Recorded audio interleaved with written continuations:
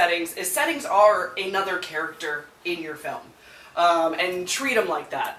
They're not static. The settings are alive. They deserve the same depth and fluctuation as you give your characters. And the major reason is no one lives in a vacuum. You know what I mean? You're all surrounded by your environment, and you're actually, you're circumstantially affected by your environment. So to create a unique setting that is as unique as your characters, especially from page one, is key. It keeps you memorable. Another thing is a unique setting is the foundation for the visuals that you're going to create in the reader's mind. So if you have kind of a stagnant, and this can be interesting, but if you have a doctor's office, you know what I mean? Even if you just think of it in your mind, it's very clean, it's very pristine, it's very stagnant. If you also have a character that is very clean and very pristine and very stagnant, you're setting a tone for the rest of the film. May or may not be a good one unless you're putting some juxtaposition in there of, I don't know, clean versus unclean, or, you know what I mean, antiseptic versus dirty, that sort of thing. But even when you have those two things, now, if you have somebody who's like Dr. House, if you guys watch House, somebody who's very, all over the place and kind of messy physically and emotionally in a very antiseptic place, you're creating this unique character as well as a unique setting. Does that make sense? So putting those two together.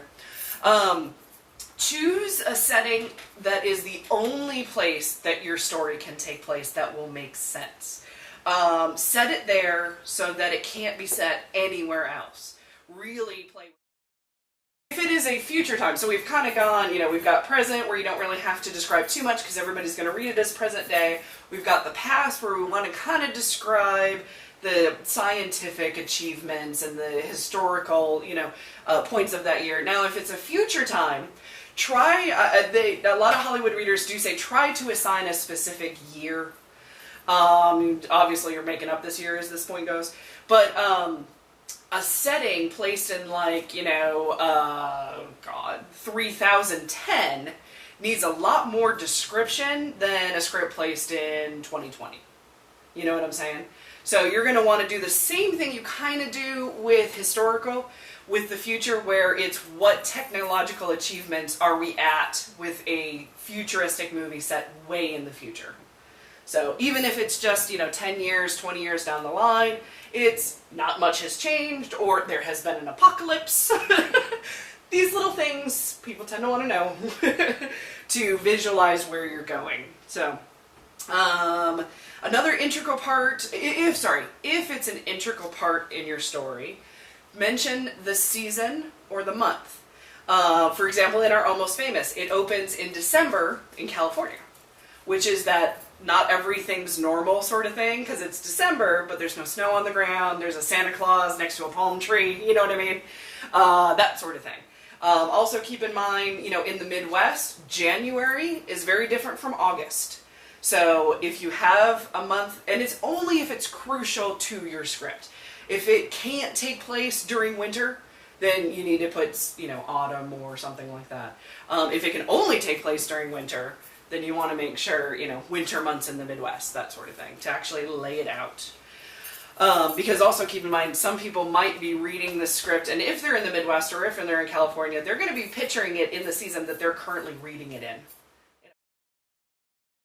So I recommend, and I don't know how many other people preach this because I didn't find it too much online, which I was hoping I would, but have a setting that's at odds with your character. And that's kind of the exercise that we were doing. These are just kind of my favorites, and I wrote a couple of them down.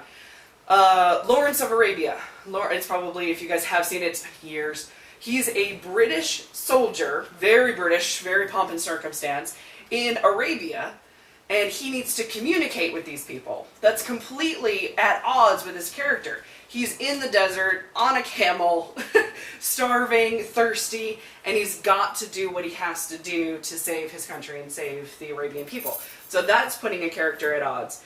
The 13th Warrior, which I love. Have you guys seen 13th Warrior, Antonio Banderas? Yeah, I know. It's Beowulf. It's a retelling of Beowulf, which also is not that interesting. But in that one, Antonio Banderas is familiar with these Grendels, with these creatures, and he's put into a society where he does not know their language. So that's putting him at odds. He's in a foreign place, foreign language, different people, and yet he still has to fight and get to his accomplishment. Another good one is Groundhog's Day. He's totally at odds with this stupid town the entire time, and he's stuck there, and he's stuck there, and he's stuck there.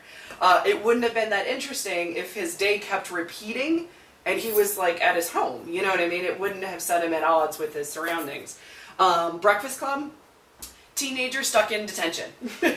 You take teenagers, you think, well, what do they hate the most? Oh, I know, detention. So it's taking your characters and putting them at odds with their setting. Let's see. The Terminal is a good one. Tom Hanks is stuck in an airport. So, I mean, he's working with that airport, but he hates everything about that airport. All it is about escaping.